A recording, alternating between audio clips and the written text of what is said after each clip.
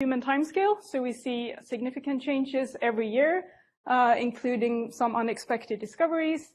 And of course, we get to probe different physical processes as the supernova evolves into a remnant. And now JWST has opened a new window on the system. So the observations were carried out in the summer of last year. We have IFU data from NeoSpec and MRS, as well as MIRI imaging. And with a total observing time of just over 9 hours, we got an amazing amount of new information about this system. So one of the things that really stood out immediately when we looked at the data was this very bright argon-2 line from the very center of the ejecta. So you see this here, this is a series of images as a function of Doppler shifts from the highest blue shifts to the highest red shifts. So you see the ring in all of them, but if you look at the very center, you see the signal that starts appearing around -500, peaking at around -250, and then it kind of goes away on the redshifted side. So this is completely different from any emission we've seen from the ejecta before. So like I showed you in the HST images, the previously seen emission has been spatially extended and with very broad emission lines. So when we analyzed the data in more detail, we could identify actually a number of emission lines from the center with similar properties as this argon-2 line. So we have argon-6, argon-3, sulfur-4, and sulfur-3. I'm just going to show results on the argon-2 and argon-6. The argon-2 is by far the brightest and gives us the best spectral resolution, whereas the argon-6 is the best spatial resolution. And you see images here of the argon-6. So this is just integrating over the whole line. This is the nearby continuum, and this is if you subtract the continuum. You clearly see this argon-6 source right at the very center of the ejecta. And these are the integrated line profiles showing the superior spectral resolution of the argon-2. But you see both lines peaking at around -260 kilometers per second. So if we look at all these lines from the center, this is what we see. They all have these blue shifts. They're all narrow. They all have spatial position consistent with the center of the ring, and they're spatially unresolved. And here I've just plotted in white the contours from the argon-6 superposed on an HST image. So all these properties together very strongly indicate ionization of the central ejecta by a compact object. So there are several reasons for this. So first of all, we have a small, highly ionized emission region at the very center. We see lines of argon and sulfur, which is what you expect right at the core of the exploded star. And these lines are also observed in other supernova remnants that have pulsars. But of course, we need to be cautious and make sure there's no other explanation for this emission. Maybe some of the audience recall, like just a couple of years after explosion, there was a report of a very peculiar pulsar that unfortunately turned out to be electronic interference at a telescope. So this is a list of things that we could think of that may be like alternative explanations. So first of all, maybe it's reflection of lines from the ring by ejecta dust, because the lines from the ring are also similar width. But no, in that case, we should see lots of other lines, not just argon and sulfur. We can also rule out excitation by reverse shock. That's located much further out in the system, as I'll show you later.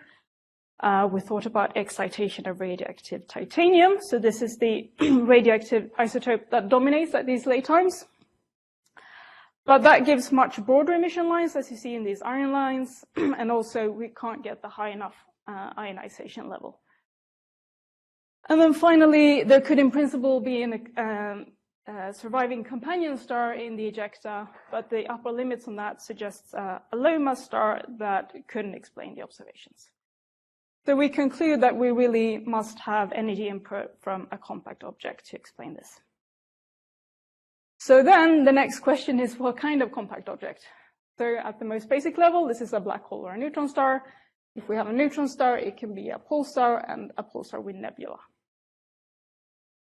In the case of a black hole, this ionizing radiation could come from emission from fallback accretion. In the case of a neutron star, we will always have the black body emission from the surface in soft X-rays, and we may also have the non-thermal synchrotron emission from a pulsar wind nebula. And in the latter case, we can also have shock excitation. Okay, so the black hole we kind of rule out because it's highly unlikely just based on what we know about the progenitor. The core is not massive enough. Shock models also seem very unlikely. Basically, for the kind of slow shocks we expect, the high ionization lines are underpredicted, although we cannot perhaps completely conclusively rule this out at this stage. But for now, I'll just focus on the other two, which are the most kind of promising scenarios. And before I show you the results, I just want to make the point that we think that the observations are very strongly affected by dust. So we know there's dust in the ejecta. We think it's likely that silicates dominate in the central region, and that gives us sharp rise in absorption longwards of 8 micron. So that would explain why the argon 2 is so very bright compared to some of the other lines. So here are the results from the models. So Roger Chevalier and Klaus Franzen thought about this problem in 87A 3 decades ago, and now that these lines are detected, Klaus could update his code and make these model predictions. So I know these plots are kind of busy. We have the cooling neutron star on the left and the pulsar wind nebula on the right. The line is the optical depth to dust, and the purple stars are the observed line luminosities. Red are the model predictions before accounting for dust, and blue is after accounting for dust. So you should be comparing the blue with the purple. And considering the number of unknowns we have in this modeling, like the ejecta density and the exact properties of the dust, both models do a good job of reproducing the observations. And we cannot really discriminate between them at this stage. But there are, the models do differ, especially towards the shorter wavelengths. So I think it's very hopeful that with future observations, we will get more information about this. But so for now, the conclusion is that the observations are consistent with either just a cooling neutron star or also a pulsar wind nebula. And of course, we can have a combination of the two. So now I just want to spend like the last minutes of the talk showing some other results from NearSpec. So because the ejecta are spatially resolved, we can use the IFU to get 3D information. And you see here the results for this iron 1 line at 1.44 micron, and this is so the ring for reference. And then this volume rendering, you see this highly asymmetric distribution. It's dominated by 2 main clumps, forming a kind of broken dipole-like structures. And this overall structure we've seen in other emission lines before, but this is the first time we could isolate the iron. And we can also see some new substructures, like if we just look at the redshifted emission, there's actually kind of a ring of ejecta in here. And these structures are interesting. It's just a free expansion, so they reflect the conditions at the time of explosion. So it's interesting to compare with simulations. And by now, it seems clear that the neutrino-driven explosion mechanism can produce these kinds of asymmetries. I think there is still a lot to learn about exactly how the progenitor and explosion mechanism combine to make us end up with this distribution. So just moving a bit further out into the system, we're now looking at a 3D reconstruction of helium-1 emission from fast ejecta interacting with the reverse shock. So again, you see the ring for reference. So the reverse shock extends from just inside the ring in the plane, and then it kind of grows out, forming a bubble-like structures above and below the plane. And you just see it here from a couple of different viewing angles. So this is now instead tracing the CSM between the rings, and we've had very little information about that before. And it's generally been assumed that maybe there's some kind of hourglass walls connecting the rings. But when we compare to the rings, we see this is actually like inside any kind of walls you can make. So there is material inside. And now I'm hoping that modelers will use this to tell us more about the late mass loss before the star exploded, and possibly something new about the formation of the rings. Okay, so I will conclude. So I hope I've convinced you that we now actually have a clear electromagnetic signal associated with a compact object, which may be just a neutron star or a pulsar with nebula. We have all this fantastic 3D information, and there's a lot more to come. These data cube have such a wealth of information, and we have new observation schedule, and the time evolution keeps revealing new things. So I think very gradually we're piecing together kind of the whole story from the late stellar evolution, the explosion, and now the compact object. So I'll end there and just leave you with the HST time series.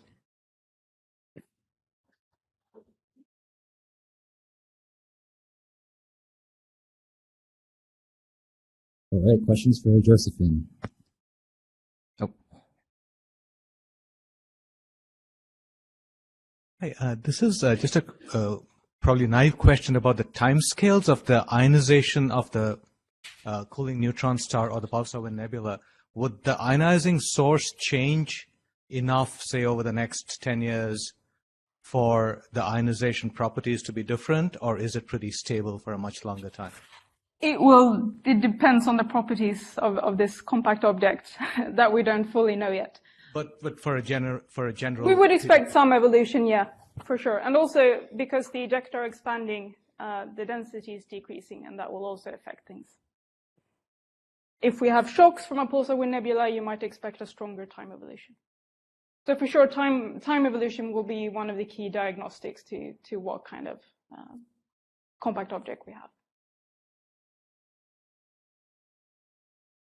Any questions online? Okay, I guess I have a quick question. I should probably know the answer to this because I think I'm on the paper, but so does the 260 kilometers a second that you measure for the blue shift in the line, is that indicative of a kick, or is there significance to that? It could be. If it's just a neutron star, that's probably very close to the gas that's emitting, so then it could indicate the kick. If it's the pulsar wind nebula, that's probably not the case. And there's also the added computation of dust, which might be one of the reasons why we're not seeing the redshifted emission. Okay, thanks. All right, let's thank Josephine again.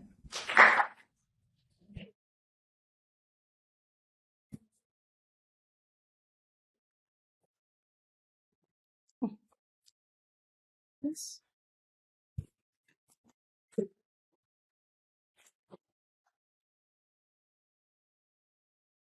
All right, so our next speaker is going to be Janice Lee.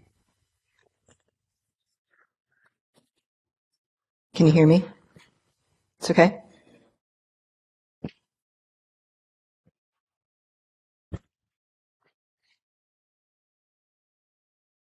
Okay, so we're super excited to share some of the first results from the FANG's JWST Cycle 1 Treasury Program.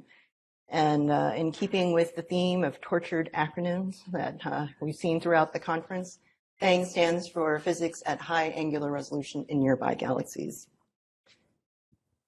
It's hard to believe that it's only been a little bit over a year since we started receiving science data from JWST. I mean, the volume of results are just phenomenal. The pace of discovery is just so rapid. The activity is frenetic, and it is just incredible how our view of the universe has changed in such a short period of time. In our experience, for those of us who are studying nearby galaxies, is no different. For FANGs, we published 21 papers as part of a focus issue for AppJ Letters in February, reporting first results in all of our key science areas, from the discovery of dust-embedded star clusters to discovery of the filamentary dust structure, the intricate structure, down to the smallest scales probed, and that's about 10 parsecs. We talked about a census of the feedback-driven bubbles and shells that you see throughout the beautiful imaging. It's probably the most prominent aspect of the imaging. We talk about calibration of the dust emission as a measure of the total gas column. and new insight into how the properties of the pods, the small dust grains, depend on local ISM conditions. I mean, there's no way to do justice to this really broad range of science in a single talk. And there's no way, absolutely no way, in a pair of talks. This is actually a tag team with Dave Filker, who will be speaking next. So what I'll do today is to give an overview of the overall FANGS program, what makes our particular survey of nearby galaxies distinct and useful. I'll, of course, talk about the JWST Cycle 1 Treasury observations. I'll also spend a little time talking about our new Treasury programs that have been approved with both HST and JWST in the next year. And then I'll highlight some of the work that we are doing with star clusters. So FANGS is an international collaboration of over 100 members. I think we are between 140 and 150 in the last count. The collaboration brings together observational expertise in radio interferometry, ground-based optical IFU spectroscopic mapping, and space-based high-resolution observations. Now, this combination of expertise is helping us to build a reference data set for the multi-phase, multi-scale study of star formation and the ISM. So we are sampling the gas and the dust and the stars that form out of them, and on the scales of molecular clouds and clusters on parsec scales, all the way throughout the galaxy disks on kiloparsec scales. So with FANGS, we've resolved nearby galaxies closer than about 20 megaparsecs into their individual basic star-forming units of giant molecular clouds, star clusters and stellar associations, and H2 regions. With a census of these populations, we're able to study the cycle of cloud formation, star and cluster formation, and the feedback from the young stellar populations that shapes the ISM and destroys the natal clouds. We can also, with our sample of galaxies, study the dependence of all these processes on galactic environments. With ALMA, we've obtained CO2 imaging of 90 galaxies. With HST, UV optical imaging 5 bands of 38 of these galaxies, and with MUSE, optical spectroscopic mapping for 19 of these. It's for these 19 galaxies with the full complement of ALMA, HST, and MUSE data that we've targeted in Cycle 1. So, of course, missing from our census are the dust-embedded stars and clusters. The earliest stages of star formation are embedded in dust and obscured from our view in the optical, and this is one of the key drivers for our work with JWST. With JWST, we're performing imaging in 8 bands with both NIRCam and MIRI from 2 to 21 microns. At the shorter wavelengths with NIRCam, we sample we get low obscuration views of the stellar photospheric emission. Our bands also cover 3 prominent PRA features at 3.3 microns, 8 microns, and 11 microns to trace a combination of size and charge. With 2 of the bands, we also probe tusk continuum and also have the possibility of detecting silicate absorption, as we've heard in the morning session. Okay, so to start talking about our observations with JWST, let's look at NGC 7496, which is just your typical spiral galaxy. It's forming stars at a rate comparable to the Milky Way, about 2 solar masses as a bar, some nuclear AGN activity, so pretty typical. What you're seeing here is a color composite of our 5-band HST imaging. Again, that's going from the near UV to the I band. In this image, the near UV was used for the blue channel. So what you see in the bright blue clumps throughout the spiral arms are tracing massive star formation. It's the young clusters and associations. What the HST imaging is also very good at showing is where there is no starlight. Where the starlight has been completely absorbed by dust, you can see the prominent dust lanes, dark features running throughout the spiral arms. It's a typical spiral galaxy, but what makes it special is that it was one of the first targets to be observed by JWST and the first target for our program. It was also part of the very first data dump in mid-July, and it was, I think, an exciting day that many of us will not forget. We're standing by for hours to download the data, And once we did, one of the things we did that day was to work with data visualization artist Judy Schmidt to begin to compare the starlight to the dust emission. And what we saw just completely blew us away. I mean, just exceeded all expectations. So with JWST, the absence of starlight in those dark dust lanes completely light up in dust emission. And this reveals the earliest stages of star formation and also the impact of those young stars that we see as the bright blue clusters. We see complex networks of these filaments, of these bubbles and shells. But now in the context of this full census that we've done of the massive star formations in these clusters and associations, it's not only filamentary structure that we see, but dotted along those filaments, we see compact sources, and those are the locations of the youngest embedded star clusters. That was the first image, and a week later, JW observed NGC 628. And the data just took a life of its own. As a treasury program, our data have no proprietary period, and it was just so amazing to see the public, other astronomers who don't really care about nearby galaxies going into the archive and pulling out the data, creating their own color composites, and posting them on social media. Jorge Moreno posted this comparison to fire simulations, and he quipped that it's nice to see that the new Space Telescope is finally catching up with our simulations. But this really speaks to what is so captivating and so powerful about these images. ISM structure is resolved down to the smallest scales we see. Bubbles, shells, and filaments are everywhere. Instead of talking about dust lanes, we can now talk about the entire dust filament network, as Dave will talk about in his talk. And it's not only that the imaging is just aesthetically pleasing and beautiful, it's that we can really begin to appreciate the physics of star formation. I mean, the physics of star formation is obvious from these images. You can see that there's explosive activity happening in the ISM. You can see the holes on kiloparsec scales and the tiny holes lining those holes with respect to the young stellar populations that have created them. You can see the dust clearing. This imaging makes the process of the star formation cycle qualitatively accessible, not only to astronomers who don't think about this all the time, but also to the general public. This is just a quick comparison to what we observed with Spitzer at 3, 8, and 21 microns. Just really quickly, because Dave will also talk about this in his slides. The only thing I wanted to point out here is the resolution that we're getting at 3 microns. So these two galaxies you're seeing, they were the color images that I showed previously. It spans the distance range of our sample. They span the distance range of our sample. And at 3 microns, we have physical resolutions of 5 parsecs.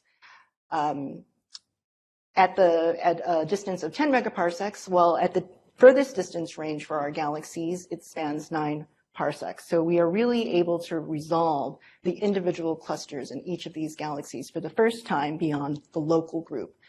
One of the challenges and a lot of the effort being put by our team is to understand how to qualitatively characterize this structure and then compare to simulations to constrain models of feedback. And Dave will talk about that more in a few minutes. Just a few words about the sample. In cycle 1, as I mentioned, we targeted 19 galaxies. These galaxies are all on the main sequence, and I have 2 minutes. So I'll skip that for now, and just to say that in cycle 2, we are expanding the sample to cover more of the main sequence. From 19 galaxies, we will add another 55 galaxies, and also add imaging of the Paschen line with JWST and the H-alpha line for all of these galaxies. I'll skip that, but data products are available. Let me just say a few words to highlight some of the work that we're doing with star clusters. Now, we're getting ready to release a catalog of 100,000 star clusters and associations across 40 galaxies later in the year, and this provides the context for what we are doing with JWST. So just to say a few words on this plot that we are trying to calibrate as a diagnostic reference for clusters. So what you're seeing here is a UV-VI color diagram. And this is the bright cluster sample from HST. There are over 10,000 clusters on this plot. I showed this to some of the folks working on high redshift clusters because it would be very interesting to understand where those high redshift clusters lie on this plot. Clusters are very useful not only for probing star and cluster formation, but because they are single age populations that you can assign an age to. And so they're like chronometers. They're like clocks that you can spread out throughout the galaxy to time various star formation and ISM processes. With this tenfold increase of a cluster sample, you can also start to link back in visualizations like this of the morphology of color diagrams for the 38 galaxy sample on the main sequence. But of course, missing from the census is the dust-embedded stars and clusters in the earliest stages of star formation that are obscured by their natal clouds. So this is the work of Jimena Rodriguez. She has a poster. I'll just say a few words here, and then you can ask her for details during the coffee break. Here, she is identifying prototype dust-embedded clusters to start to identify selection criteria that can be applied through the full sample. And so now here is the HST imaging. If you look at the circles, you'll see that they're either very faint or non-detected, and they get brighter and brighter as you go through the mid-infrared. And what she finds is that you can use the 3-micron PA emission as a tracer of embedded clusters. And what she also finds that's very interesting is if you take our HST sample, you find that all of the clusters with a PA emission excess are younger than 2 million years. So the punchline here is that the number of embedded clusters may double the number of very young clusters in our optical sample. This means that the embedded phase and the clearing timescales are super short. So we're going to extend the study to the full sample. Now, the challenge is how do you age date clusters to time processes when you lose the stellar photospheric emission? I hope we can have some conversations about that. And another challenge we're facing is the resolution decrease, tenfold resolution decrease from 2 to 21 microns.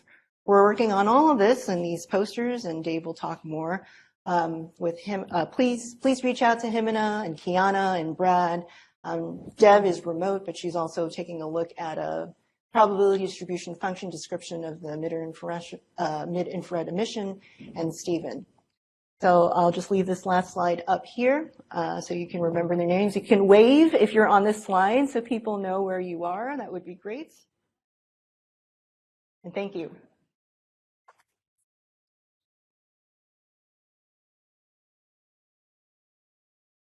All right, so time for 1 or 2 quick questions for Janice.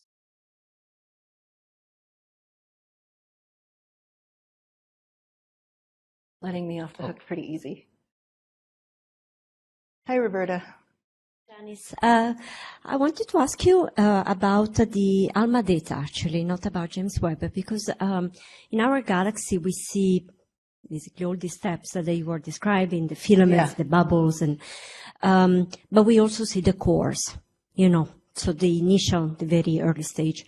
So your ALMA data, because I saw that the resolution is 1 arcsecond, so I guess they don't allow you to see. No, these are giant molecular clouds. Yeah, so what is the next step, in a way, to really connect all the dots together for these galaxies? Because, again, in our galaxy, we have the advantage that we can really see the full chain of events. But here, you're missing the very first step. So you mean, the individual cores themselves that are embedded in these giant molecular clouds. So I'm not a radio expert myself. I'm not a radio observer, but I believe that there are some higher resolution proposal or programs that are looking at individual regions in the galaxy, especially some of the regions with the highest star formation densities, to get to lower resolution. I think a factor of 10 higher. All right, let's thank Janice again.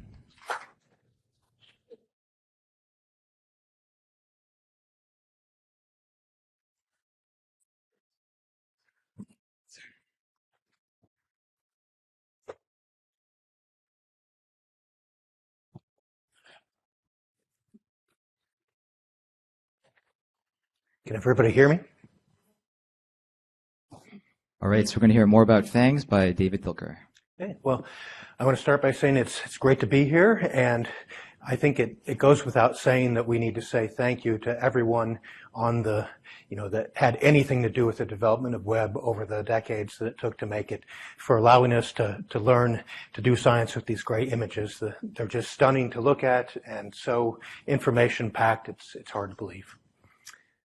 With that being said, today I hope to convince you that MIRI really resolves ISM at fundamental scales within nearby galaxies, going out to roughly 20 megaparsecs in our sample. And I'll also try to show that ISM filaments are intimately connected with star formation, with feedback from that star formation, and with dynamical processes going on in our galaxies. And because we're tag teaming, as Janice put it, I'll end with a bit more information about the new Treasury programs and the directions that we're headed with those data. Okay, so you saw this before, but the reason I'm bringing it up here is to convince you that the web has really been transformative for this study. So if you look at, for instance, the 24 micron MIPS image here and compare it to the 2100 from Webb, you can see that what it's done is not just provide a sharper view, but it's really fundamentally different. We can differentiate between the filaments themselves, the clumps that are within them, and the diffuse emission that surrounds all of that. So another point that I want to say is that this is on the scale of GMCs. So we really are probing, fundamental star formation events, single events in the history of these galaxies. Okay, so then we talked about resolution. What do the filters provide for us that Spitzer didn't? And in this case, what you can see is that the colored filters are Webb filters and the dashed lines are Spitzer. But importantly, we're adding the 1000W and the 1130 right next to it. And those two allow us to, within MIRI alone, probe the thermal continuum emission slope and also the distribution of pause of different size and charge at a level that wouldn't be possible with just say, for instance, the 7.7 alone. If there's time at the end, I'll spend a little bit talking about the NIRCam filters that you see here.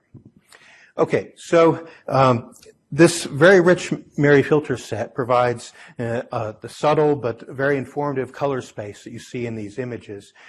This is in particular HC 1566 at about 18 megaparsecs. But really, in looking at all 19 galaxies, we see intricately detailed filaments everywhere throughout their disks. If that single image doesn't convince you, I'd like to show you a few more. So this is HC 1300. It has a stronger bar. It has the central star-forming ring in which it's really a starburst environment. We also have docile targets, like the more nearby IC 5332, fairly low mass spiral. I mean, it's not really a dwarf galaxy, but it's getting there. And you can see that even it has, this characteristic appearance of filaments everywhere. So Webb is revealing the inner workings of nearby galaxies. So now I'd like to dive in a little bit more into my particular paper in the AppJ Letter Special issue. I looked essentially at a comparison of the dust emission filaments and the attenuation that we see in the dust lanes. So it was focusing on 628 because it was one of the first galaxies we got. This is the 10 micron image of the central portion of the mosaic. What I would like to point out is that similar to the movie that Janice showed of 7496, those emission filaments trace almost exactly the dust lanes that we see already in the optical. And, obviously that's to be expected, but it's just shocking to have this entirely different perspective on the dust filaments. And we can use that, for instance, in cases where the dust is behind the stellar population and you don't see a dust lane, you can pick it up with MIRI. And so we're really starting to explore different ways of quantifying this structure. That's what I'm showing here. We used FillFinder, which conveniently is developed within our team to identify the filaments at various different scales in both attenuation on the left here and in emission.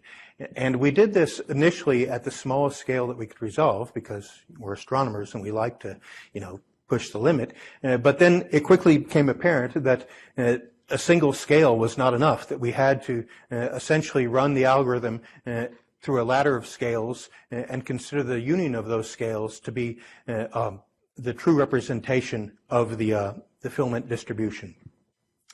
Very, very quickly, I hope I have time, I wanted to point out that we've also discovered candidates for extreme JB stars, which are obviously, fantastic dust factories and ultimately produce what we're seeing in the mid-IR. Okay, so when you put it all together, you get what we're calling the dust filament network. And it really is the multi-scale conglomerate of the filaments that we see at individual scales. And clearly, when you're stepping finely enough, you'll see certain structures are recovered in multiple scales. But in some sense, we really just want the overall collective union of these different scales. And we can do statistics once we have all of this. And so in the next couple plots here, I'll show you plots as a function of the filament extraction scale. We did stop at a maximum of 200 parsecs because in some cases we were starting to blend features that you could tell by eye were actually separate. Very nearby spiral arms and so forth. But the point that I want to make here, I'm plotting the filament flux fraction, and we find that even at this very small scale of 25 parsecs, we already have 30% of the 770 emission in the galaxy is contained in those filaments. And if you look cumulatively at the curve here, by our 200 parsec scale, we're up to about 50% of the mid-IR flux coming from the dust filament network. This is consistent with what Adam Leroy found in a totally independent way, where he estimated that 50% of the PA emission was coming from the diffuse interstellar radiation field. So with that, I'd like to move on to a little bit more of a statistical view about occupation or inclusion fractions, as I called them, for H2 regions, clusters, and associations in this dust filament network. It's the same sort of thing as before, a single scale with these bars and then cumulative plots with the lines. And what we find is that when you weight each object that falls within the filament network by its star formation rate, or an equivalent star formation rate, more accurately, you see that 75% of the star formation in H2 regions in the galaxy lies within this smallest scale already, close to 100%, as you would expect by the time you look at all of the scales. We do note that associations, young star-forming events that have had more time, or maybe not necessarily more time, but had an easier time clearing their environment, they happen to be anti-correlated on small scales. So this is hard to explain quickly, but the gray lines are just a random draw, essentially, if you take the certain number of objects and you plop them on the galaxy. And what you can see is that the fact that the blue bar here for associations is shorter than the gray one means that they're weakly anti-correlated, but then on larger scales, obviously the associations begin to become correlated with the overall distribution of the ISM from which they formed. Okay, I need to speed up a little bit here. So in essence, this dust filament network is the precursor and a product of star formation events. And this is because of the cyclic context of stellar feedback. It's also a record of dynamically formed morphological features. So things, happening because of bars or interarm spurs forming, things of that nature. Let's see.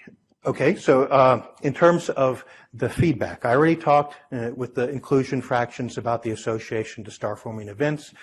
Feedback, you can tell by the bubble distribution. So Liz Watkins in our team, by eye, identified almost 1,700 bubbles in our first galaxy in NGC 628. She found that about a third of them have smaller bubbles on their edge. And I won't get into the details of the plots, but the size distribution also was shallower than you would predict from theory. And she postulated that this was because you have multiple bubbles merging at small sizes. We still have to see if that holds true in more of the galaxies, but as you can imagine, getting a bubble catalog of this magnitude for the whole full sample will take probably citizen scientists. That's what we're aiming for. Okay, so another feedback-related study was done by Ash Barnes, also in the special issue, and he focused on this particular bubble called the Phantom Void. M74 and 628 is known as the Phantom Galaxy, so this is the Phantom Void because it was the biggest and most prominent bubble in the galaxy.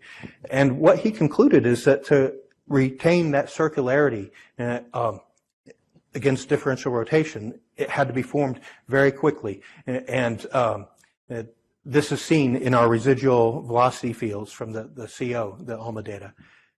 You also see evidence for sequential star formation basically occurring almost everywhere around the edge of the bubble.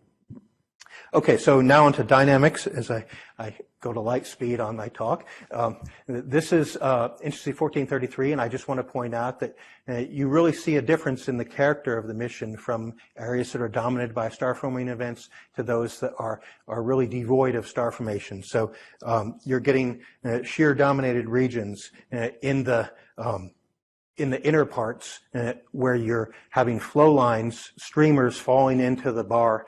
Sometimes you can get local starbursts because of the collision between these streamers and the existing material of the bar. So we'd like to compare to simulations, obviously. I hope you can be convinced that this particular one and the one that Janice showed as well, really, they're capturing the basic morphology and structure that we already see, but we need to figure out how to tweak those, the knobs of the simulations to better match. I mean, it's remarkable they match so well, but I think we can do better. So we're trying to get quantitative ways to do this comparison. I'll just quickly talk about this. This is a study by Rowan Smith in which she used simulations and filaments to characterize the individual segments within the filament network, get a catalog of properties like the aspect ratio, the mass per unit length, and so on. And we can do that with simulations and with our data. Okay, and then we want to take it a step further. To really tune the models, you need to have not just the integrated properties of the galaxy that you're comparing against, but locally, what's going on. So we're going to use the megatables that Jaiye Sun has also produced within our team. Basically, like the sigma SFR, sigma star, sigma gas, turbulence, pressure, all on kiloparsec scales to aggregate our statistics about the filament network and the star formation and everything. Okay, so then we're moving on to higher resolution with NearCam. I just want to flash that up there. This is a factor of 2 better yet. And then show you this. This was the slide that, well, the image that Josh showed earlier, actually in a separate but complementary program. So the point of showing this is that similar to the question before, we need to bridge the gap between our galaxies and the Milky Way. And so we've done a ladder of 1, 2, and 3 megaparsec distant galaxies, hoping to study the massive YSO-dominated low-mass clusters in those. And I'll just show you that our 3-color images, of which we only have a section so far, are stunning, and they look very similar to what you see in the Magellanic Clouds with Spitzer. It's absolutely amazing. And then I'll end very quickly by saying that we have these 2 other programs, treasury programs, building out the parameter space, essentially observing all of these galaxies that you see in the ALMA data behind, and adding H alpha and Paschen alpha, which will allow us to do things like differential extinction within H2 regions, look at the difference in morphology between H alpha and PA emission, and so on. You can imagine the rich information that we'll have from that. So I'll end by saying thank you again. We're making great progress, inspiring the public, and please look at our data. You know, we can't do all this, so you know, think about it and try to come up with something new. Thank you.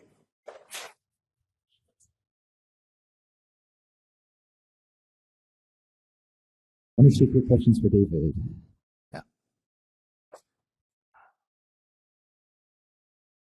Thank you. It's super cool. And I have a question specifically about those hierarchical structure about those blobs, because I know that in those galaxies with high resolution on those molecular clouds, there are also this kind of hierarchical structures. So would those pictures conflict each other, or I mean, just from intuitive, they seems to be very different stories. One grows up, and the other is a kind of blow away things, right? Yeah, I mean, I think that, obviously this is still a topic that we need to explore more. Clearly, we don't probe the smaller scales that you're talking about. So even in M33, we won't reach that small. I don't know how to answer better than that. We'll maybe look at the Magellanic Clouds people are doing that. That would probably be the place to answer those questions. Thank you. Okay, maybe one super quick question. So the bubbles that you see in some of those galaxies, how do they compare to the one we found in the Milky Way with Spitzer? I mean, I don't know too much about the Milky Way stuff. I need to start by saying that, but clearly I think there is some degree, well, there's a lot of correspondence. A lot of these features we see filled with diffuse emission in H alpha. That's been seen obviously in the Milky Way. The size distribution, I believe that Liz Watkins in her paper compared to the Milky Way distribution, but I can't remember the details, unfortunately. But yes, it's going to be great to compare the Milky Way to all of these. All right, let's thank David again.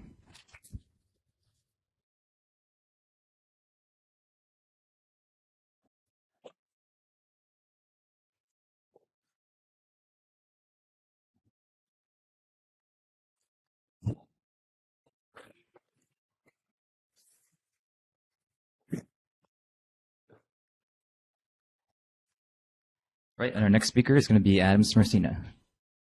All right, can everybody hear me okay? Cool. All right, yes, I'm Adam Smersina. I'm from the University of Washington, and I am, frankly, still a little mesmerized by Janice and David's work on FANGs there. Those are beautiful images. So I am going to be sort of bridging the gap, as David just said, between some of these slightly more distant nearby galaxies and things in our backyard. So M33 is one of the, I think, best loved nearby spiral galaxies. It's kind of this prototypical flocculent spiral in the local group. And JWST, I'm very excited to present these new results that JWST has given us this new access to sort of the evolutionary history of this pretty well-studied galaxy. And so to date, I think it's fair to say the best view that we've had of M33 has come from the Hubble Space Telescope. And so briefly, I want to talk about this panchromatic Hubble Andromeda Treasury Triangulum Extended Region, FATTR. This is the FATTR survey. And this is a follow-up to the FAT survey around M31, the Andromeda Galaxy. There's this beautiful mosaic. I don't know if you can really see from back there, but there are all these little cutout edges from the stitching together of many different HST fields. There's a 108 orbit HST Treasury survey where we resolved 22 million individual stars in 6 filters from the UV to the near infrared.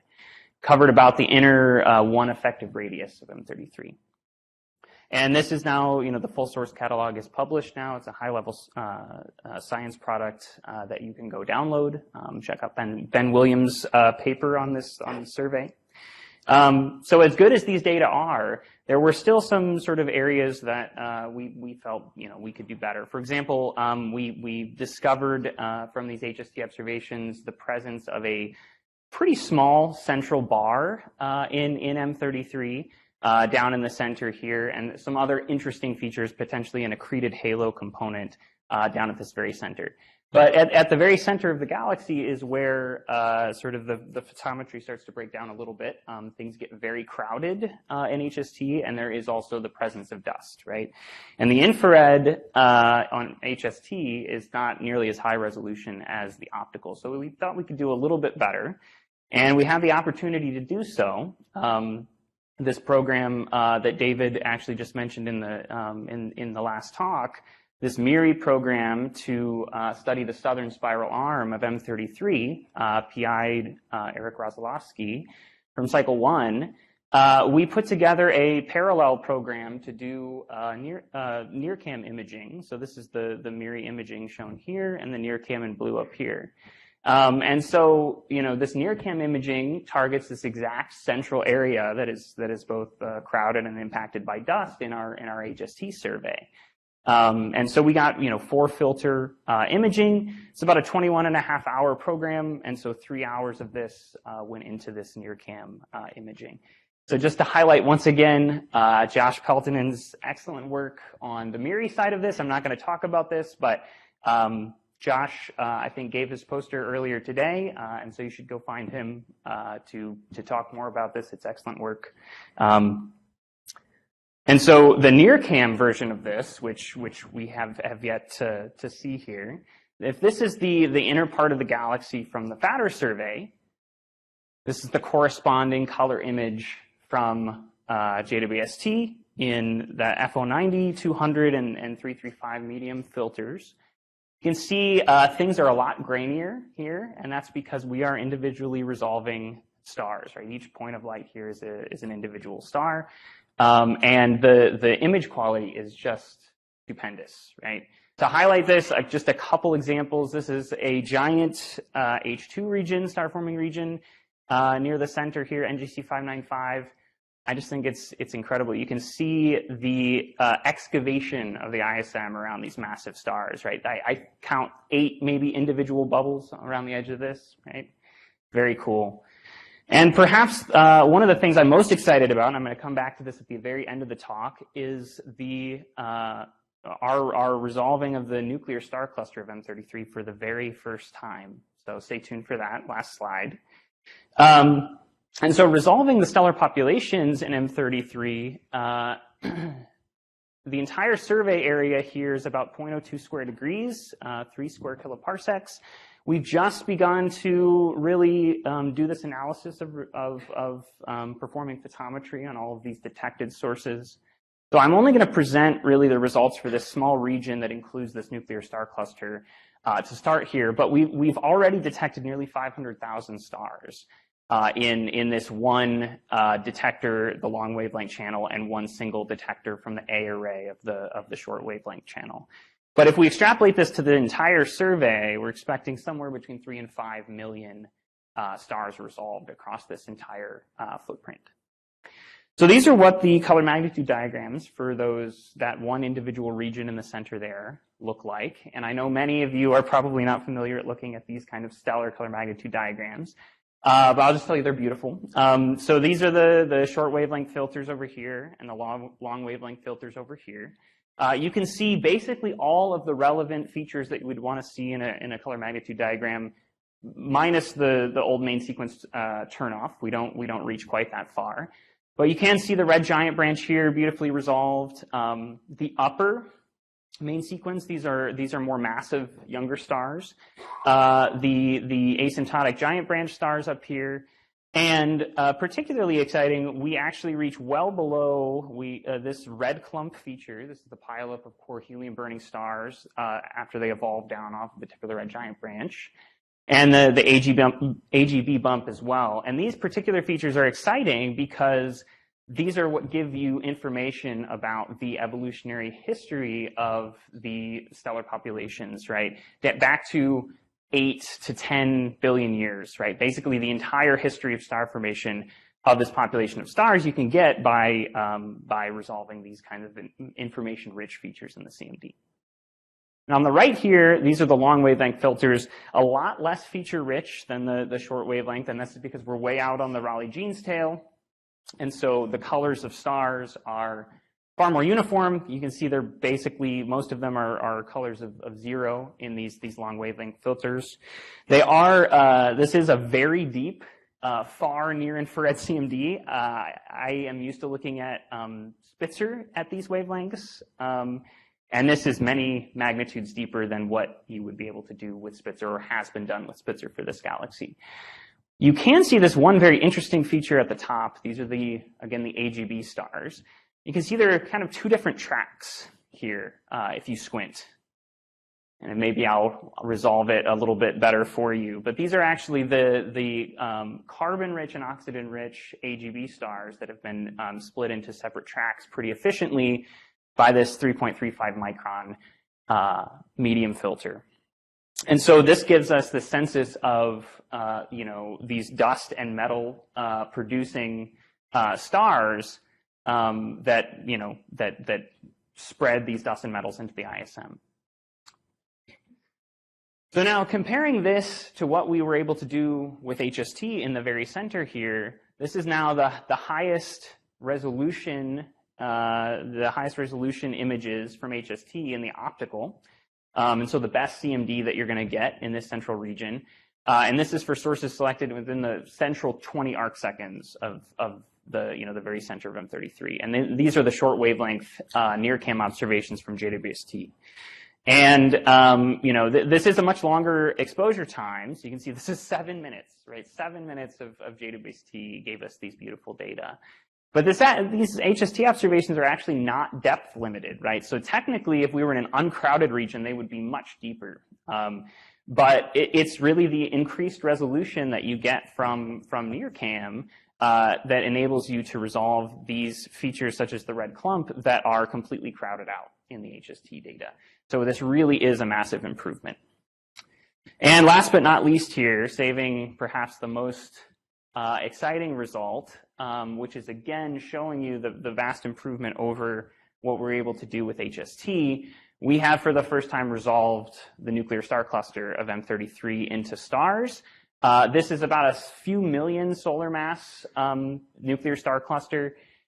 This is what you would see in the highest resolution HST image. Again, technically this should be deeper or at least similarly deep to the JWST. It's just a difference in resolution. And yet in the optical, you kind of just see this integrated brightness, right? And in the near cam, you definitely see this beautifully resolved cluster here.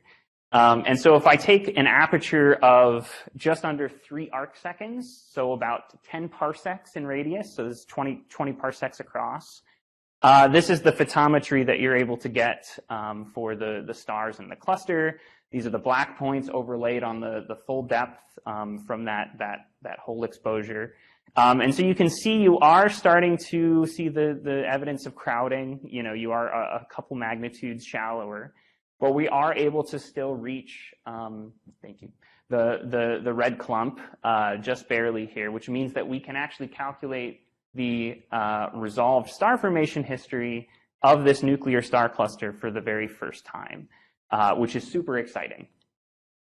Now, there are these kind of very, very sparse population of stars over here, bluer sources, that do appear to kind of coincide with the upper main sequence and maybe blue helium burning features of the color magnitude diagram. This may indicate that there was recent star formation or potentially active star formation in this nuclear star cluster. Probably not much.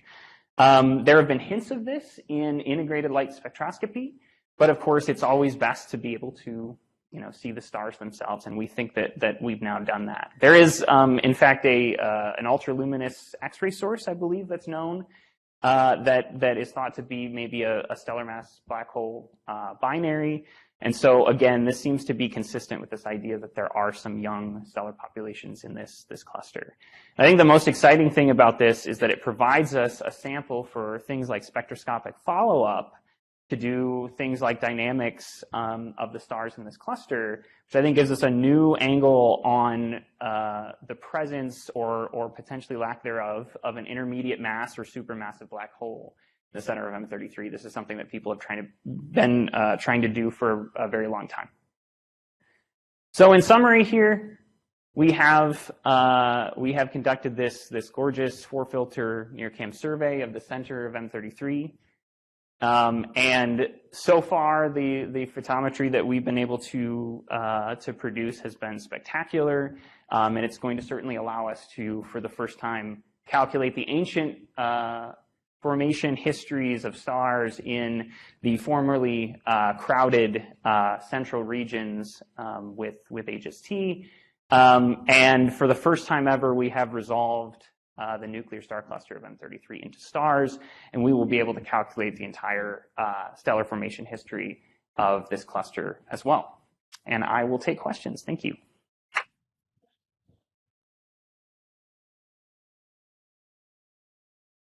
All right, questions for Adam. We'll go in person and then online next. Thanks, Adam. This is very exciting. So based on the data that you already have on the nuclear star cluster, would you be able to tell apart as to whether the nuclear star cluster came from infalling globular clusters or in situ star formation? That's a good question.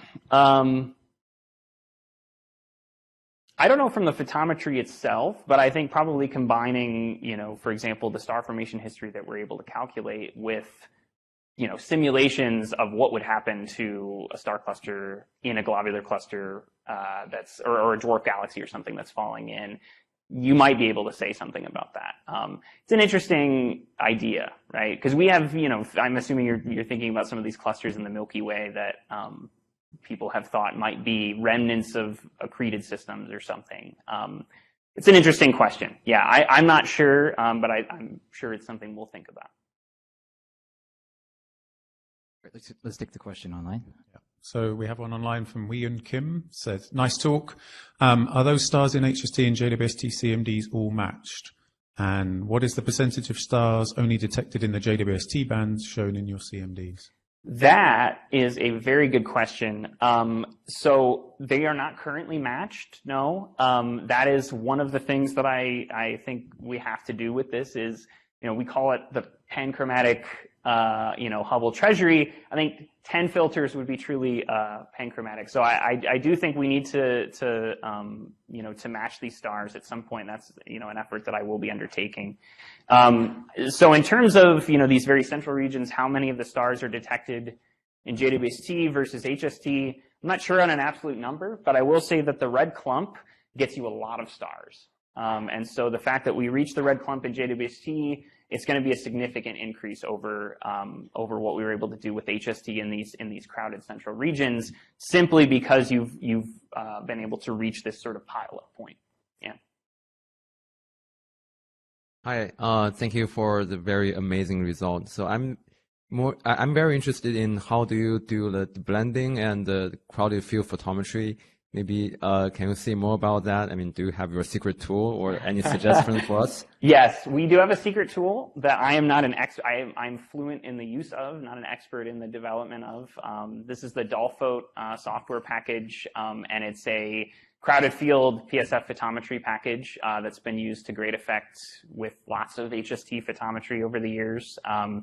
Andy Dolphin is the author of Dolphote, and he's created a great tool, right? Because it does a really, really nice job of just working through these crowded fields. Yeah. What's the status of fitting star formation histories with multiple bands?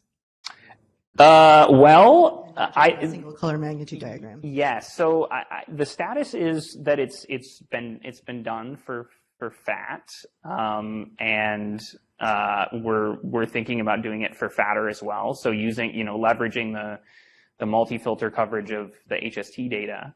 I don't think anyone's tried it for 10 filters. I don't think we've had 10 filters to try it on. I couldn't tell you how much better the answer is going to be by adding these additional, filters for an ancient star formation history, but typically adding more filters improves the photometry, right? Just having, more detections and more filters will improve the photometry in that way. Okay, so sorry, I have a super quick question. So you detect an infrared counterpart to the ULX? No, we don't detect a counterpart. I was just noting that the ULX exists and that we think it's a stellar. Well, it's been published in the literature that it's thought to be a stellar black hole binary, and so therefore some kind of younger population. Oh, okay, cool. Yeah, but we don't. It's in the very center. I didn't really point this out, but if you look really closely, there's an artifact here that we haven't really been able to deal with or figure out where it's coming from, some kind of PSF artifact. And I think the ULX is right smack dab in the middle. And so it's going to be hard to say one way or another. But cool. Thanks. All right, let's thank Adam again.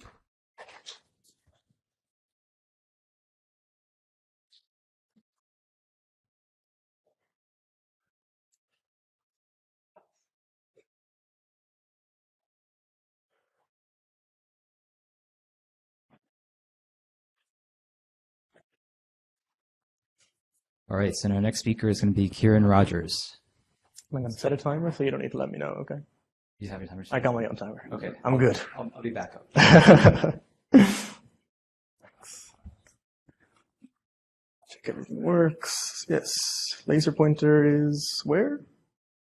How do you use the laser pointer? Okay. Thanks. Okay. Hi, everyone. You guys hear me okay? Yeah. Okay. Hi.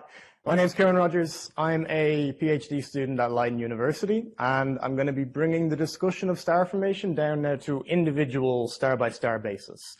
So what I want to talk about is accretion onto pre-main sequence stars, and specifically what you can learn about accretion by studying emission lines. So the idea that we have of star formation for low and intermediate mass stars is that the magnetic field lines of the star reach into the disk and it channels material onto the stellar surface. And in that accretion flow, there's a huge amount of light produced. Some of that light is in the form of emission lines. So if you study the emission lines, you can learn about the accretion. And the region that we studied is NGC 3603. This is a massive star formation region in the Milky Way. It's about 7 kiloparsecs away. So what I would describe as really an extreme star formation region. There are several O3 stars, like supermassive O stars in the cluster center, along with up to hundreds of later OB stars. It's the closest thing that you're going to get to a starburst region in the Milky Way. You can kind of think of it as the little brother of 30 Doradus. This makes it, optically speaking, the brightest H2 region in the galaxy. There's a huge amount of light coming not just from the stars, but the nebular gas itself. And we can actually use that nebular emission to our advantage, which I'll talk about a bit later on. Okay, a little bit of an overview of the data. I'm showing an example of one of our gorgeous pre-main sequence stellar spectra with all of these emission lines. We use the microshutter array on NearSpec to obtain our data. The microshutter array is, well, it's an array. 250,000 tiny doors, and you can configure them open or close in any pattern that you like. And the pattern that you choose is going to correspond to where your stars are on the sky. And what we did is we opened 3 microshutters for every one star, so that you can place the star in the central shutter, and then the upper and lower neighboring shutters are going to see the nebular light. Now, we obtained 100 stellar spectra with this approach. The wavelength range is 1.6 to 3.2 micron. The resolution is 2700 resolving power, so this is high resolution mode. And in the continuum, we have a signal to noise of about 15. So these are really gorgeous spectra. Now, on top of those 100 stellar spectra, we have 600 individual nebular spectra. I'm showing in the plot here what happens if you average all of them together. In the continuum here, the signal to noise is 70, and in the emission lines, it's like 20,000. It's insane. Now, you can use these emission lines to investigate the extinction and the reddening, Carl, towards the region. The way that this works is you take line ratios of hydrogen emission lines, recombination lines, and you combine them with an extinction curve. And you should arrive then at the value of EB minus V, the reddening. Now, it shouldn't really matter which line ratio you pick. You should get the same value of EB minus V. Now, there are absolutely some caveats to what I just said, but for the sake of brevity, let's just take it at face value for now. You will not get the same value of EB minus V every time if your extinction curve is incorrect. And so what we did is we trialed thousands of extinction curves, and the one that we selected provided us with values of EB minus V that are most in agreement with each other. And so using this approach, we have a new extinction curve for the region with a value of RV close to 5. This is basically what you would call gray extinction. There's not a very strong wavelength dependence on how the light is attenuated. This is kind of what you see when you're looking at H2 regions and also starburst galaxies. So it's not a surprise, but this value is actually quite a bit higher than what's been found in previous studies towards this region. We have values then of the reddening and of the absolute extinction. These plus or minuses, that's a real astrophysical scatter across the field. It's not uncertainty. And we think that about 1.5 magnitudes of extinction comes from the foreground, and then everything else is really happening within the H2 region. Okay, let's look at these spectra then. I've handpicked a couple of pre-main sequence spectra here to highlight just how different they can look. I think the first thing that really jumps out is the spectral slope. So the spectral slope tells you in a sort of qualitative way how far along the star is in its formation. Where the more positive the spectral slope, the younger the star is, because there's still a lot of material in the disk that's giving you all of this near-infrared excess. I think, though, the real star of the show are these emission lines. There's so much to be learned from these emission lines. We have 3 hydrogen spectral series, bracket, passion, and the fund lines. The fund lines, kind of denoted with the faded green line here, they're really, really interesting. Especially these specific transitions are very hard to see from the ground because they're so weak, and some of them are completely invisible because of the transmission windows of the atmosphere. I will not talk much about them, but I just want to kind of say now that they're really interesting and appear to give us access to mechanisms that are not traced by the other more common recombination lines. So they're super, super interesting. The real line I want to focus on now, though, is this guy. This is bracket gamma. There's a very well-established empirical relationship between the accretion luminosity of a star, so the light it produces when it's accreting, and the flux of bracket gamma. And so we use this well-established relationship, this linear equation, and we simply take our bracket gamma fluxes, and we have the accretion luminosity for all of our pre-main sequence stars. And the way I'm plotting this is I'm comparing it to the spectral slope of all of these stars. And again, the spectral slope gives you an idea of how far along they are in their formation. And I think something that jumps out immediately is that there's a pretty convincing linear relationship between the accretion luminosity and the spectral slope, but only if they're young. Once you get to the older pre-main sequence stars, that relationship looks like it goes away. Not that I have an abundance of data points here, but certainly something changes. And that's kind of weird because accretion should be tied to how much material there is in the disk to accrete. And yet it doesn't seem to be relevant here. I have to address these ridiculous outliers, differing sometimes by more than 2 orders of magnitude. This is a real physical thing. It's not just some crazy uncertainty. This is a real physical thing, and I have no idea what the reason is. But I have to point out that they're there, and I do think that the fund lines are involved. So that's a talk for another day, I guess. Now, bracket gamma, as I mentioned, is this very well-established accretion tracer. And we use bracket gamma because, well, it's near infrared, so it's got pretty low extinction compared to an optical emission line. But on a more pragmatic level, it's simply visible from the ground. And so we use it for that reason. But we're not on the ground anymore. We have access for the first time now to this monstrous Paschen alpha line. Okay? And so if you're dealing with a very embedded pre-main sequence star, if there is low signal to noise, if there's weak accretion, or if there's a huge amount of veiling, if something is happening that prevents you from measuring weak emission lines, now you'd rather use the stronger emission line, right? This is where Paschen alpha comes in. But what you want to make sure of is that Paschen alpha is tracing the accretion. We know bracket gamma is, but we've really never seen Paschen alpha before. Now, if you compare Paschen alpha fluxes against bracket gamma fluxes, you find this very convincing linear relationship with low uncertainty, low scatter. So more likely than not, the mechanism producing bracket gamma is producing Paschen alpha. In other words, I'm convinced that Paschen alpha is indeed tracing accretion, which, by the way, is not a huge shock because the vast majority of hydrogen recombination lines are accretion tracers. Some of them have much more scatter, and some of them, well, some recombination lines from other atoms are far less good at tracing accretion. So it's just good to make sure. So we've measured Paschen alpha fluxes, we have accretion luminosities, and so now for the first time, we have an empirical relationship between Paschen alpha flux and accretion luminosity. I decided not to include the actual linear equation that describes this fitted line, and that's because we're still sort of ironing out the uncertainties. And so more likely than not, the actual equation would look different. The parameters would be tweaked within a week or so. So all I really want to emphasize now is that the relationship, I think, is there, and we can rely on Paschen alpha. And so James Webb allows us to push further and further and further.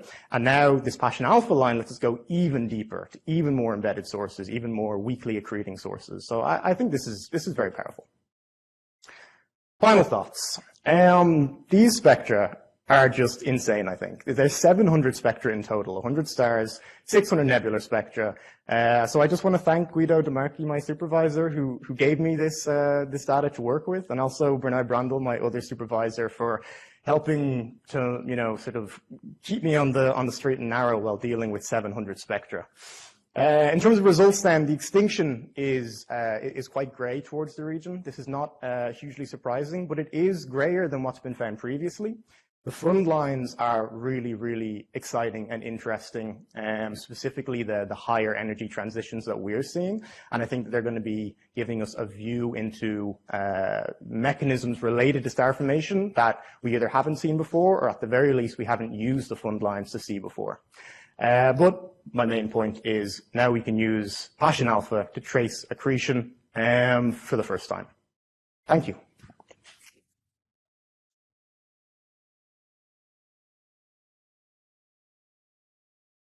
All right, questions for Kieran. Okay, I'll go over there.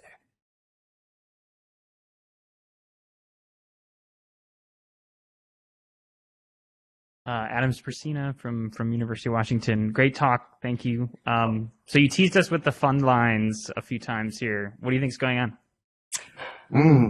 I asked Bernard, my supervisor, how much should I say about it? He said, nothing. Tell them nothing. Okay, I'll say a few words about this. These three sources, these super high accretors, these are three spectra that are extremely similar to each other and extremely different from every other spectra in the sample. So they're really interesting. They have very strong hydrogen recombination lines from bracket, passion, and fund. They also have CO band heads in emission. CO band heads are not tracing accretion, but are coming actually from the disk itself. They're molecules in the gas phase that are heated up in the disk. And so there are very many unique features in these spectra that you don't see in the others. And what's really interesting is that in the way that I compared Passion Alpha and bracket gamma here, if I do that with the fund lines for those three sources, they're big outliers. And so there's something going on with these fund lines that isn't related to accretion. And I have no idea what it is yet, but that's the plan. Thanks. Yeah. Laura Flagg, Cornell University.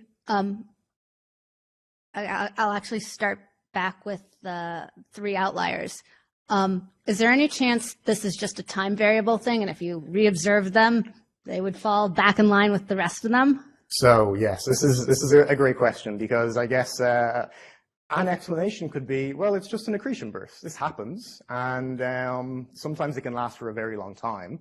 We have H-alpha photometry of these sources from 20 years ago, and I can make a similar plot like this, and they're still outliers. So at the very least, if they're an accretion burst, it's been going on for at least 20 years. But I do think that how unique their spectra are, my gut tells me that there's something special going on with them. And secondly, with the accretion luminosity, how do you separate the chromospheric activity versus accretion luminosity? Yeah, for sure. I mean, this blue kind of section here, I think that it's possible that this relationship falls apart because we're not actually measuring accretion in some cases. However, the rule of thumb that I know of for distinguishing chromospheric, so let me explain.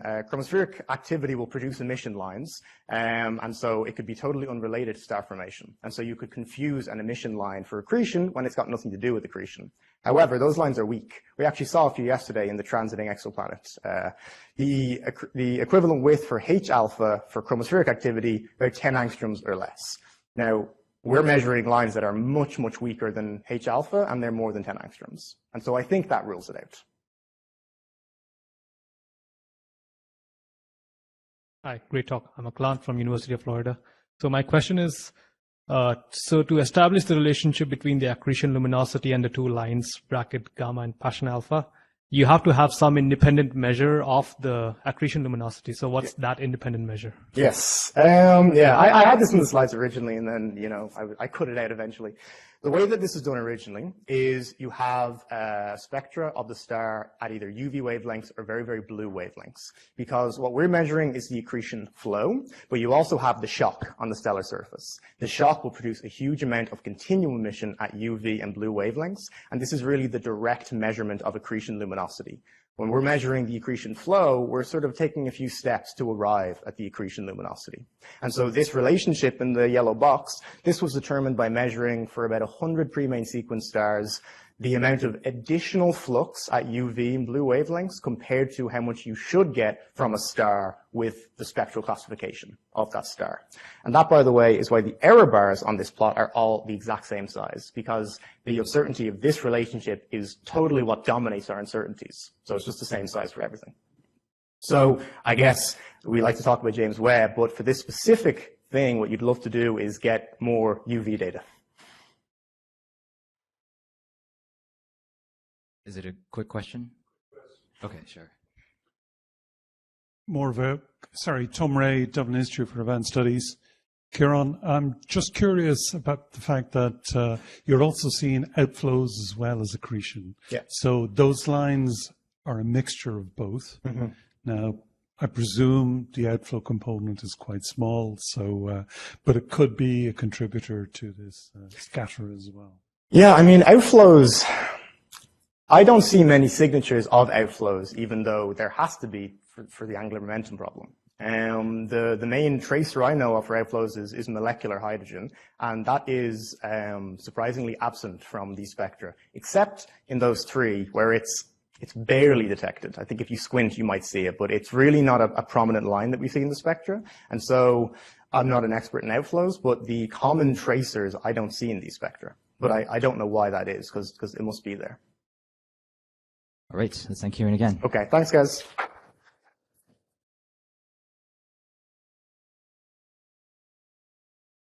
Right, so our next speaker is going to be Roger Wesson, who's going to give a remote talk. So yeah, I guess Roger, whenever you're ready to share your screen. Yes, do you hear me? Yes, we can hear you. Wonderful.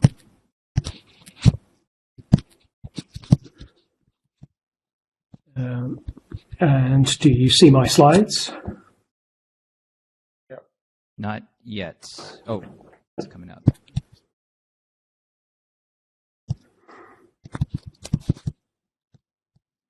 Okay, yep, you're good to go. Excellent. Okay, thank you very much. Pleasure to join you remotely and to have the opportunity to present these results of JWST imaging and spectroscopy of the Ring Nebula. I'm presenting this on behalf of the Ring Nebula team, which observed this nebula as part of program 1558. This slide shows you the list of team members and co-authors on the paper, which we submitted a few weeks ago. It's had a favourable referee report. It will be accepted finally, I hope, within a few days for publication. So I'll tell you mostly about that and also of the forthcoming work that is yet to be published from this program. So the Ring Nebula is a planetary nebula. These objects are the end stages of the evolution of low to intermediate mass stars up to about 8 solar masses. They are interesting for many reasons. They provide a convenient laboratory for studying the formation and evolution of molecules in a harsh radiation field because they have just a single ionizing source at the center and a relatively well-defined geometry. If you study the chemical and molecular content of a planetary nebula, you can constrain the evolutionary history of the star that produced them, and you gain insight into galactic chemical evolution. You provide the inputs to models of galactic chemical evolution. So the Ring Nebula is a very bright and iconic example of the planetary nebula. It's been observed by many previous space missions. It's very well known to professional and amateur astronomers as being very easily seen in the night sky with binoculars and small telescopes. It's about 790 parsecs away, so relatively nearby. And on the left there is a classic Hubble heritage image, which revealed the ionized gas in exquisite detail. On the right, showing a slightly larger field of view, is the Spitzer infrared image, which shows you that outside the bright ring of ionized gas, there are extensive shells of fainter molecular emission tracing the mass loss from earlier in the star's history. So we observed the Ring Nebula with both NIRCam and MIRI, 4 filters with NIRCam and 9 with MIRI. We got these data in August last year, only a few weeks after JWST started taking data. So we were thrilled to get these data so early on in the mission. This slide shows you all of the images we took, and you can see that different filters isolating different emission components trace very different components of the nebula, atomic, ionized, and molecular components, depending on the filter. We were delighted that ESA, on looking at our raw data, said they could make some very nice images out of them. So they created these color composite images. The data were becoming public on the 4th of August for NIRCam and 20th of August for MIRI. So we made a couple of press releases to coincide with that. And we were delighted with how widely covered they were. These kind of objects can really capture the public imagination when it's a nice bright object that almost well fills the JWST field of view. They gained quite widespread coverage, and we were also happy to see that they capture the public imagination in ways that we would not have expected. My personal favourite headline from the coverage: James Webb image of the Ring Nebula looks like an epic sports stadium. Never would have seen that resemblance myself, but now I can't unsee it, and I think the Ring Nebula is too generic a name. I think the Stadium Nebula would be a better name for it now, perhaps. So what did we find from the images? Well, on the left here is a small, this is a small excerpt of the main ring of the nebula, and on the left is the Hubble image, and on the right, JWST NIRCam. You see that in Hubble, which looks at the hot ionized gas, it looks relatively smooth, but on the right with NIRCam, we see it resolves into an extremely clumpy structure. There are many thousands of individual clumps of molecular hydrogen that we see. We estimate that there are about 20,000. We did this in a couple of ways, by manually counting the number of clumps in small regions of the nebula and then extrapolating to the whole, and also by applying a peak finding algorithm, the results of which are shown for this small excerpt of the ring. Both ways give us a pretty similar count of the number of clumps, about 20,000 individual clumps. And this is quite remarkably similar to a couple of other planetary nebulae for which the clumpy hydrogen emission is well resolved. The Southern Ring Nebula was observed also by JWST before our Ring Nebula observations, and that has a very similar clumpy morphology, also about 20,000 clumps. And the Helix Nebula, which is rather closer, the clumps are better resolved, but also about 20,000 clumps. And so from our hydrodynamical simulations, the determining factor of the size of these clumps is the density and the velocity of the outflow that fragments into the clumps. So these parameters must be quite similar between these three nebulae. So looking at the images, we find that the geometric center of the nebula appears to be slightly offset from the central star. In this view of the nebula, you see the inner edge of the bright ring is quite well fitted by a circle, but the center of that circle doesn't lie on the central star. It's a little bit offset to the northwest by 2 arc seconds. Similarly, if you calculate the flux-weighted centers of the NIRCam images in F300 and F335M, these are also offset. On this slide, you can see the red cross is the geometric center of the circle that fits the inner edge of the ring, and the 2 blue crosses are the flux-weighted centers of the F300 and F335M images. So that offset happens to be in the direction of what is known to be a companion star. This was identified in Gaia data in 2021. It was initially proposed to be a white dwarf, but that was on the basis of Gaia photometry, which is heavily contaminated by nebula emission. And when we've accounted for that and extracted the stellar photometry from JWST and from HST, then we find it's actually a M2 to M4 main sequence star. And so this offset between nebula features and the central star may be related to the orbital motion of the star over the period since the nebula was ejected. The globules in this nebula don't have tails, or they have only weak tails in a few cases, and most of them do not have the cometary tails, which are prominently seen in the Helix Nebula. We think this is just an effect of age. The Helix Nebula is a few thousand years older. The Ring Nebula formed about 4,000 years ago, and the cooling of the star as it heads towards the white dwarf cooling track allows recombination to happen, but eventually the decline in luminosity stops, and the ionization front can move back out through the nebula as the density drops. And as the ionization front moves past clumps that have previously formed, it can draw out tails. We think that's happened in the Helix Nebula and has not yet happened in the Ring Nebula, but will happen as its evolution continues. So mirror images. This is the ESA-produced very nice mirror image constructed from all 9 individual filters. And what MIRI shows us is detail outside the bright ring in really unprecedented detail. Previous telescopes, well, what we see with JWST is features that previous telescopes or previous missions did not have the sensitivity or the spatial resolution to see very well. One of the key observations that we see, and I hope this looks as clear on your screen as it does on mine, about 10 regularly spaced concentric arcs just outside the main bright ring in the inner halo. They extend over quite some range in azimuth around the central star, but they're most easy to see in just a few particular places, and I've highlighted their locations with the green arrows here. So these arcs have a separation of about 1.5 arc seconds on average, and we propose that these are due to the effect of a binary companion, an unseen binary companion associated with the central star that would have a period of about 280 years based on this separation.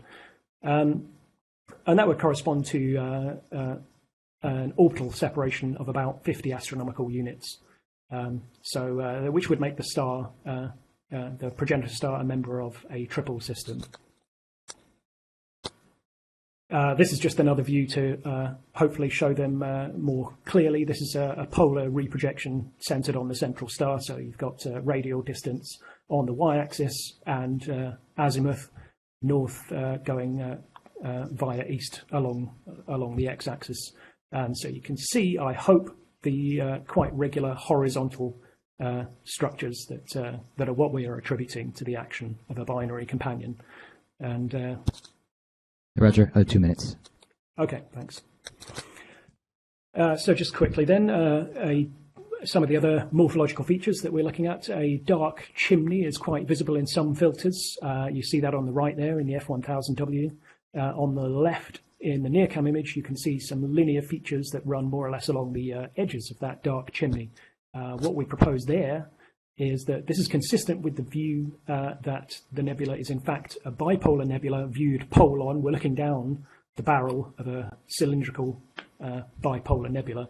And if the opening angle of a biconical outflow is more or less the same as its inclination angle to the line of sight, then we'll be looking down the edges of that biconical outflow, and material that is along the edges of that biconical outflow will be brightened by the line of sight effect, and that's our suggested explanation for these linear features. I'll just very quickly mention that we also obtained spectra of 2 small regions of the nebula with both NearSpec and MIRI. The locations of our observations are shown there, one within the main bright ring and one slightly interior to the ring, to aim to study the effect of a more harsh environment on the clumps in that region of the nebula. The spectra are extremely rich, several hundred lines in each region, of which over 200 are H2 row vibrational lines, up to nu equals 7. This is a fit where the orange ticks indicate the H2, the blue ticks indicate other species, and the fit is made with my code alpha, which has been optimized to work on such spectra. may be useful to anyone who has similar deep spectra. We've got preliminary excitation diagrams that imply temperatures of 2,600 Kelvin in both regions, which is attributable to shock heating. And as I'm probably out of time, I'll just leave up my summary slide. So we're just delighted to see the nebula in really unprecedented detail. We find evidence that the central star may be part of at least a triple system. There could be further components.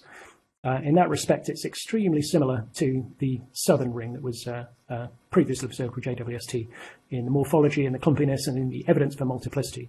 So the fact that the first two planetary nebulae observed with JWST are both likely multiple systems and not just binary systems, and certainly not single stars, that's perhaps a little unexpected.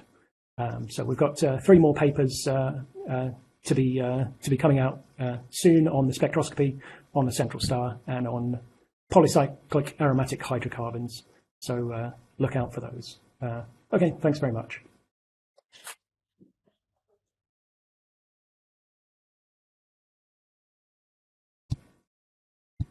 Time for 1 or 2 questions for Roger. Okay, so I'll ask a quick question. So does this biconical outflow interpretation affect the concentric arcs that you see? Like, is it all consistent with each other, or would you still expect to see both of those?